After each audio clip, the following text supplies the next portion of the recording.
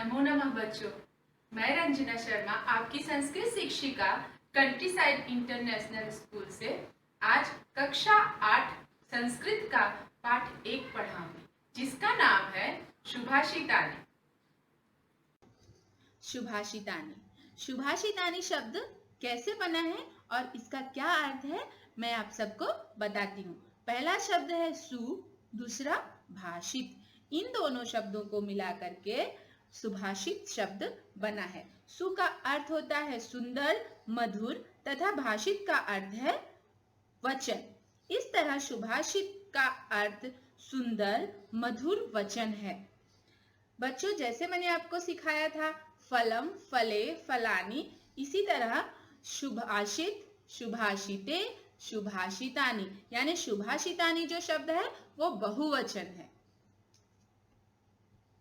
बच्चों, प्रस्तुत पाठ में सूक्ति मंजरी, नीति शतकम, मनुस्मृति, शिशुपाल वधम, पंचतंत्रम से रोचक और विचार परक श्लोकों को संग्रहित किया गया है। बच्चों, ये आपका पहला श्लोक है। इसे मैं आपको गा के बताती हूँ और आपको भी घर पे ऐसा ही अभ्यास करना है। गुड़ा गुड़केषु गुड़ा भवन्ति, ते निर्गुणं प्राप्य भवन्ति दोषाः, सुस्वादुतोयाः प्रभवन्ति नद्यः, समुद्रम् आसाद्य भवन्ति अपेयाः। अब मैं आप सबको इस श्लोक का अर्थ बताऊंगी। इस श्लोक में संगति और कुसंगति के बारे में बात की गई है। गुड़ा गुड़गेशु गुड़ा भवन्ति। गुड़ा है यानी क्वालिटीज, गुड़गेशु गुड़ियों में, गुड़ा भवन्ति यानी गुण जो है वो गुणवान व्यक्तियों में, सज्जन व्यक्तियों में गुण ही होते हैं। ते निर्गुणम प्राप्य भवन्ति दोषाः, किंतु गुणहीन व्यक्ति को पाकर वे दोष बन जाते हैं। सुस्वादुतोयाः प्रभवन्ति नद्यः, नदियां स्वादिष्ट जल से युक्त होकर पर्वतों से निकलती हैं। समुद्रम आसाद्य, समुद्र में आकर के, भवन्ति अपेयाः, किंतु समुद्र में आकर के, समुद्र में पहुंच करके वे पीने योग्य नहीं रह जाती हैं। इसी प्रकार इंग्लिश में एक लाइन है, values are values when they are with valuable person. बच्चों, दूसरा श्लोक है, साहित्य संगीत कला विहीनः, साक्षात् पशुः पुच्छ विषाणहीनः, तृणं न खादन् अपि जीवमानः, तद्भाग्यधेयं परमं पशूनाम्। इस श्लोक का अर्थ है, साहित्य, संगीत, कला से हीन व्यक्ति वास्तव में पूंछ तथा सींग से रहित पशु है।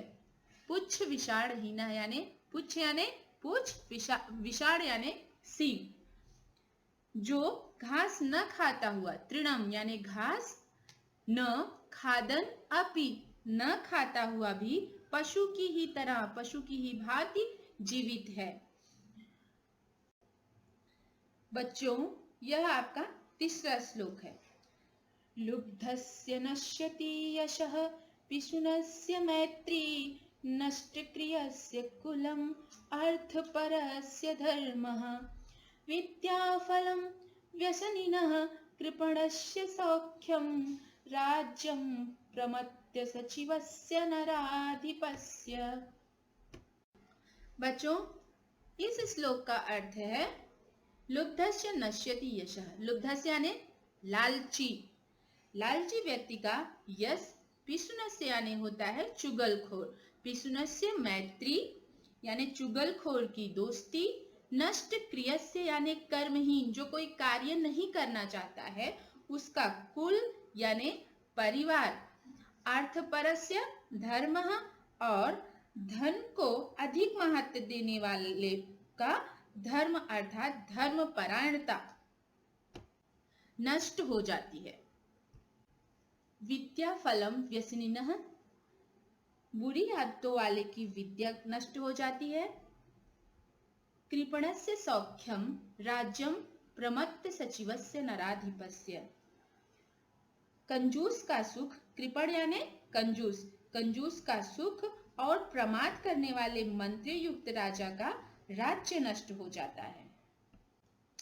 इस श्लोक का भाव यह है कि यदि यश चाहिए तो व्यक्ति लालच न करे, मित्रता चाहिए तो चुगलखोर न हो, धर्माचरण करना हो तो धन लाभ को अधिक महत्व न दे, विद्या का फल प्राप्त करना हो तो बुरी आदतों से बचे, जीवन में सुख चाहिए तो कंजूस न हो और सत्ता को बनाए रखना हो तो मंत्री कर्तव्य के प्रति लापरवाह न हो।